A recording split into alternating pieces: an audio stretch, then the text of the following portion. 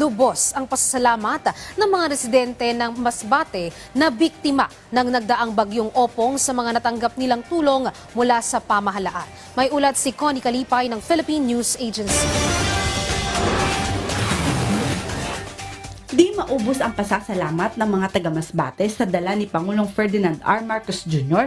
na pagkain, non-food items at pinansyal na tulong para sa lubusang pagbangon mula sa hagupit na iniwan ng severe tropical storm Opong. Personal na nakipag-usap ang punong ehekutibo kasama ang ilang cabinet secretaries kay Masbate Governor Richard Co. at Masbate City Mayor Ara Co. para tiyakin ang patuloy na tulong ng gobyerno sa lalawigan. Kaya magbibigay kami ng cash assistance. Nandiyan po yung pumipila po dyan. Yan po binibigyan tig sa 10,000 para may cash, may pera na magamit para sa inyong pangangailangan. Kaya wag kayo pong mag-alala, hindi kayo basta't may iwanan na lang kahit na nakadaan na yung bagyo. Nandito pa rin ang inyong pamahalaan. Hindi po kami aalis dito hanggang lahat ng evacuees, lahat ng ating mga tinamaan ng bagyo ay nakatayo na, nakaahon na. Malugod na ipinaabot ng 28 anyos na si Stella Abilong ng Barangay Bulong, Masbate City ang kanyang pasasalamat sa Pangulo sa ibinigay ng kanyang gobyerno. Sa ating pong pinakamamahal na presidente, maraming salamat po dahil unang-una nararamdaman ko na po yung presensya nyo po sa lahat po ng government officials, DSWD, PCSO, sa lahat po ng media para makover po kung ano po mga nangyayari dito sa amin sa Masbate. Kami po talaga ay nasalanta ng bagyo, super devastated po kami, lalo na po sa bandang Bulujut area, coastal area po. Kaya maraming salamat po Mr. President sa handog na tulong nyo po para sa amin na nasalanta ng bagyo. Napakalaking tulong po ito, lalo na po sa amin na nangangailangan. Maraming salamat po.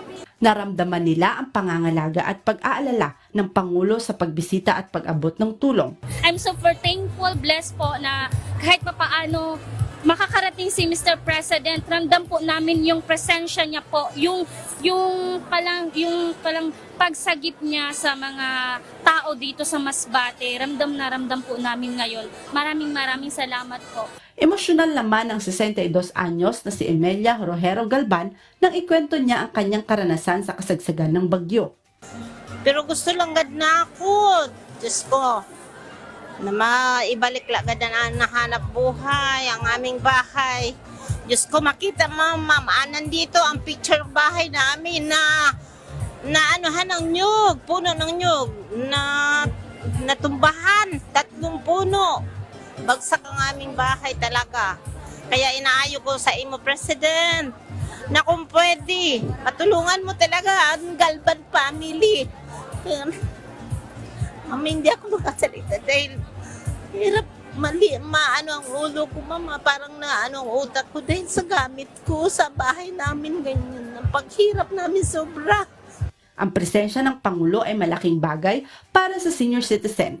Nabuhayan sila ng loob sa dala nitong pag-asa. Parang sana maibalikan na ang ikaisipan, ganyan, kung ano man ang pinaghirapan ko, sana matanggap ko man, makamit ko man. Kaya kailangan ko talaga ang tulong. Samantalang ang 36 anyos namang si Francisco Sancho Jr. na mula sa Barangay Batuhan, Masbate City, may pinaglalaanan na ang cash aid na mula gobyerno. Bibili siya ng mga materyales para sa pag-aayos ng kanyang bahay. Isa si Sancho sa mga unang benepisyaryo ng tulong pinansyal mula sa Department of Social Welfare and Development sa Bicol. Yung pong mga kukuha ko ngayong tulong na galing po sa kanila ay bibili ko po ng mga gamit sa pangkumpuni ng bahay tulad ng plywood or sim para may matulugan na ho kami kasi wala ko talagang natira sa bahay namin. Una nang nagpasalamat si Governor Richard Co. sa Pangulo sa agarang pagbibigay ng tulong sa mga taga-Masbate. Mula rito sa Masbate para sa Integrated State Media, Connie Kalipay ng Philippine News Agency.